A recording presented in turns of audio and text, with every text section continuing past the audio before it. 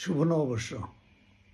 নির্বাচন যত ঘনিয়ে আসছে দেখবেন যে অনেক খবর আসবে, নতুন নতুন খবর আসবে, চমক আসবে।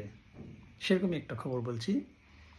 আজকে পত্রিকাতে আমি দেখলাম ডাক্তার শফিকুর রহমান যে সাহেব আছেন, জামাতে ইসলামের আমির, উনি একটা বললেন যে গত বছরের শুরুতে নাকি ওনার সাথে বেশ কয়েকটি দেশের কূটনৈতিকদের সাথে মিটিং হয়েছিল, বৈঠক হয়েছিল।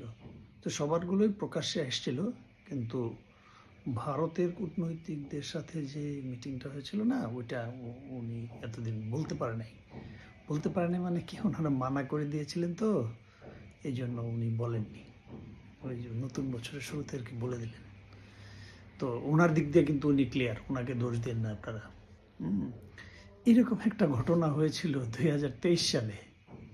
আমাদের জিএম কাদের সাহেব যে আছেন, জাতীয় পার্টির প্রেসিডেন্ট, উনি গত 24 সালে যে ইলেকশনটা হলো, তার আগে যখন একটা কেউ ইলেকশন করবে না এমন একটা ভাব, জাতীয় পার্টিও করবে না, বিদ্রোহী রণক্লান্ত, হঠাৎ করে ওনার ডাক আসলো ইন্ডিয়া থেকে, ভারত থেকে।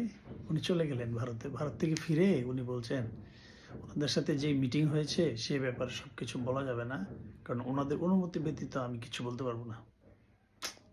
আচ্ছা, জাতীয় পার্টি আর জামাতে ইসলামের সাথে মিলে যাচ্ছে না আচরণগুলো, তাহলে কি ভারত জাতীয় পার্টি দিয়ে যে কাজগুলো, এজেন্ডাগুলো বাস্তবায়ন করতো আগে, এটাকে এখন জামাতকে দিয়ে করতে চাচ্ছে?